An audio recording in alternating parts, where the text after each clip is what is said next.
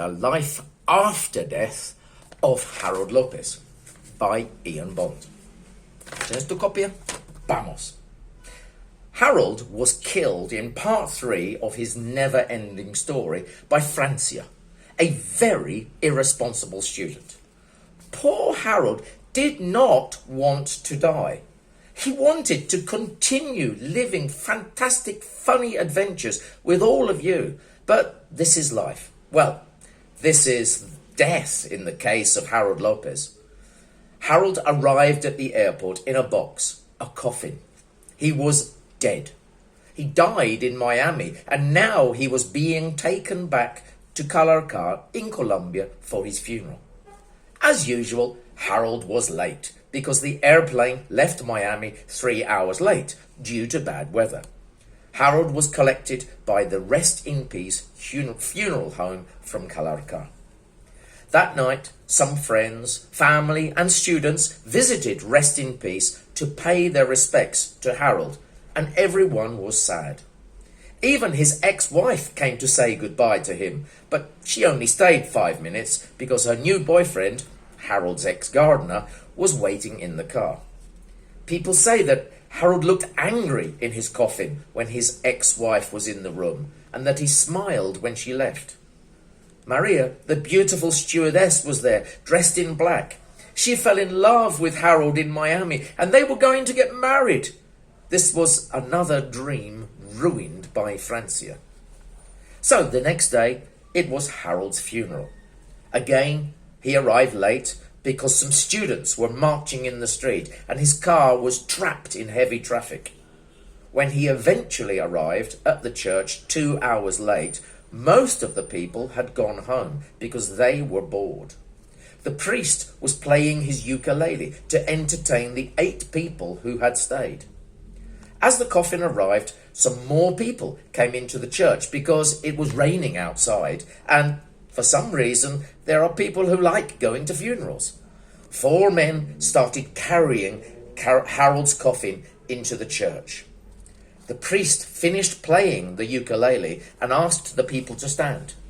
Maria couldn't control her emotions and ran crying towards the coffin and nearly pushed over one of the men carrying Harold.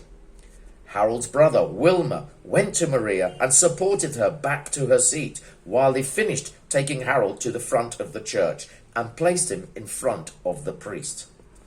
The priest asked the men why they were carrying Harold. Why weren't they using the special trolley they normally used? They said that Harold was 7.3 kilos over the weight limit for that trolley. Wilmer said some sweet words about Harold and mentioned Maria in the eulogy. Maria cried even more now, and everyone tried to console her. Wilmer tried to continue, but Maria was making too much noise, and no one could hear Wilmer speaking. Maria had a strong accent, and it was difficult to understand everything she said, but most people heard 4 words, which she repeated many times. I hate fucking Francia.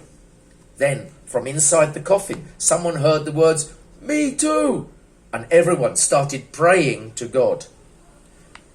After a lot of blah, blah, blah, the funeral finished, and Harold was taken to the cemetery where he was cremated, 2 hours late. Harold's soul did not have an easy journey to heaven because he had missed the last angel bus of the day and had to wait for a special angel taxi to take him up. Unfortunately, the taxi driver wasn't sure if Harold had the correct papers for heaven, and so they had to stop at the gates of St. Peter. The line at the gate was ridiculously long. Eventually, Harold was in front of St. Peter, and it was his turn for an interview. Harold was nervous because he was sure he had done some bad things in his life, but he hoped that all the good things would be in his favour. St. Peter checked some things on his computer, and suddenly Harold noticed a small screen in the corner with his name at the top. The screen had 2 counters. One was good acts and the other was bad acts, and he could see these numbers changing as St. Peter checked his file and clicked away on his keyboard. The first time he looked at the screen, it said good 122 and bad 80. Then the next time he looked, it was 322 good against 289 bad. Harold started to get nervous as both numbers started to increase. He looked again. 487 good and 456 bad. Then St. Peter spoke. So, that is your life up until you left school. Now, let's look at your adult life. Harold was even more nervous now because he was sure that he was a good little boy and those numbers didn't tally with his memory. He started thinking about all the bad things he had done. Firstly, he used to lie a lot.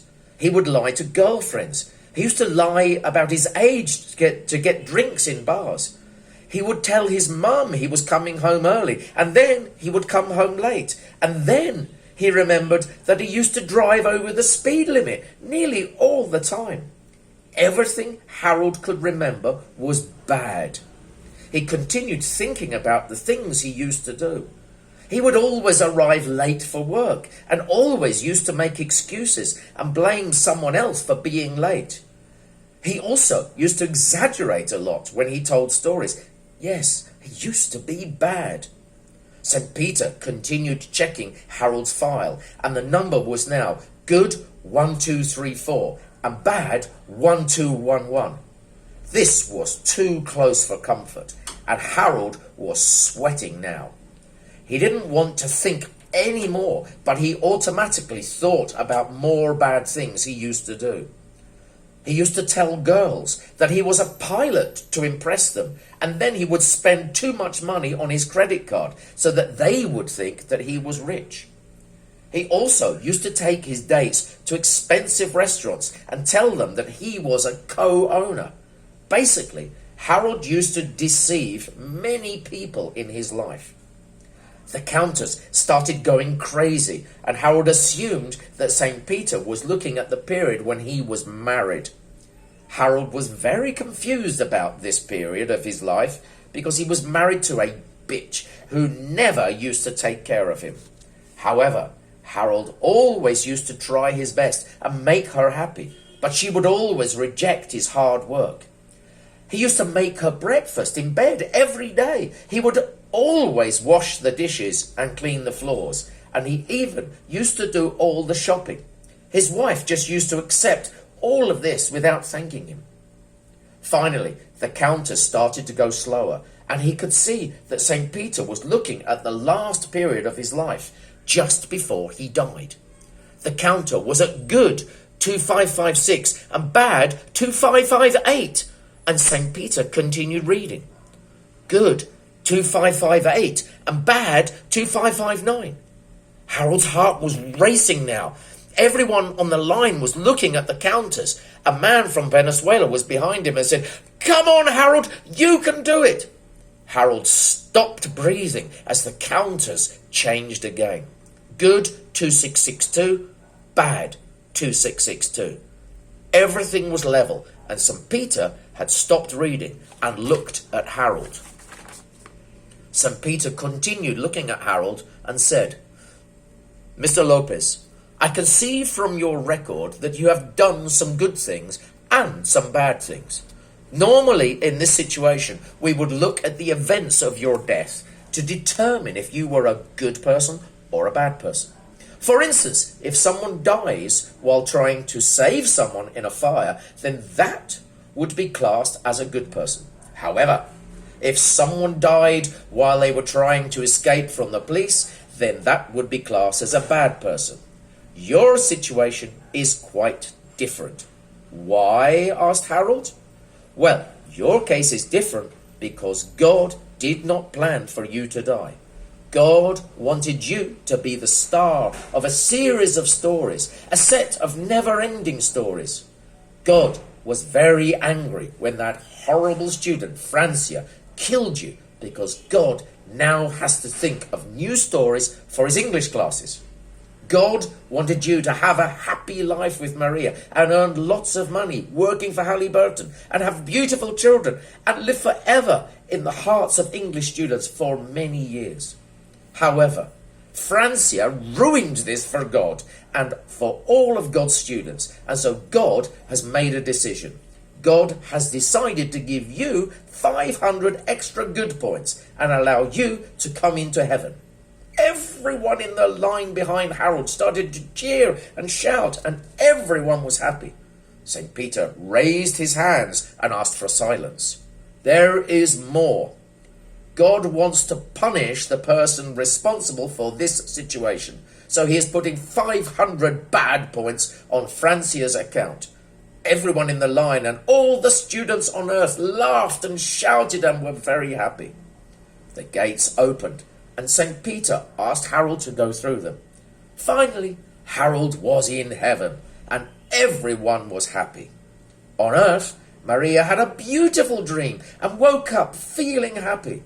However, Francia couldn't sleep very well and she felt terrible when she woke up in the morning. She checked her phone for messages and there was only one message from a private number. The message said, "I was given a second chance and now I am giving you a second chance. Be good. Love, Harold." Very good. Have a good day. Bye-bye.